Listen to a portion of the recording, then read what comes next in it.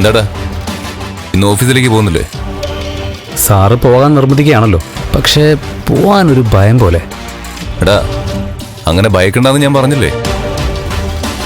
ഏത് പെണ്ണാടാ നമ്മൾ അവളോട് ഇഷ്ടമുണ്ടെന്ന് പറയുമ്പോ ആദ്യം അത് സന്തോഷത്തോടെ സ്വീകരിക്കുന്ന? അവൾ ആദ്യം ചൂടാവും, പൊട്ടിത്തെറിക്കും. അത് കഴിഞ്ഞായിരിക്കും അവളുടെ മനസ്സിളകി തുടങ്ങുന്നത്. അങ്ങനൊരു പെൺകുട്ടിയല്ല മഹാലക്ഷ്മി എന്നല്ലേ സാറിനോട് പറഞ്ഞത്? ഇതൊരു പരീക്ഷണ. ഇന്ന് ഓഫീസിൽ ചെല്ലുമ്പോ കണ്ണനോട് അവളൊന്നും പറഞ്ഞില്ലെങ്കിൽ പിന്നെ പേടിക്കാൻ ഒന്നുമില്ല. അവൾക്ക് നിന്നോട് സിമ്പതി ഉണ്ടെന്ന് വേണം കരുതാൻ. അതൊരു പോസിറ്റീവ് സൈനാണ്. അവളെപ്പോലൊരു പെണ്ണിനെ സഹതാപത്തിലൂടെ മാത്രമേ കീഴ്പ്പെടുത്താൻ പറ്റൂ.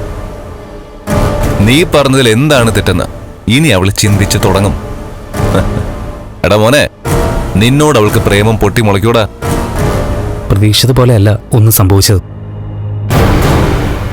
ഇനി അവിടെ ചെല്ലുമ്പോ കണ്ണനെ തല്ലാനായിട്ട് ആൾക്കാരെ ഏർപ്പാടാക്കിയാലോ? ആ 2 കൊണ്ടിട്ട് പോരണം. ഏതായാലും നിന്നെ കൊല്ലാനൊന്നും പോകുന്നില്ല. പെൺവിഷയമുള്ളവരോട് കണ്ണൻ സാറിന് ഇഷ്ടമല്ലെന്നല്ലേ സാറിനോട് പറഞ്ഞത്? അതൊക്കെ ശരിയാ, പക്ഷെ അവനിതൊക്കെ അറിഞ്ഞാലല്ലേ നമ്മൾ പേടിക്കേണ്ട കാര്യമുള്ളൂ. അറിഞ്ഞ് കാണില്ല. അറിഞ്ഞിട്ടുണ്ടെങ്കിൽ ഇപ്പൊ നിന്നെ കണ്ണൻ വിളിച്ചേനെ.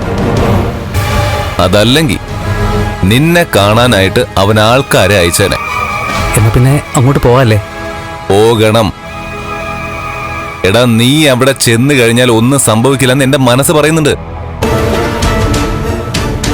എടാ, ഒരു കുഞ്ഞിന് വേണ്ടിട്ട് അവള് നോമ്പ് നോറ്റിരിക്കുന്ന സമയമാണിത്.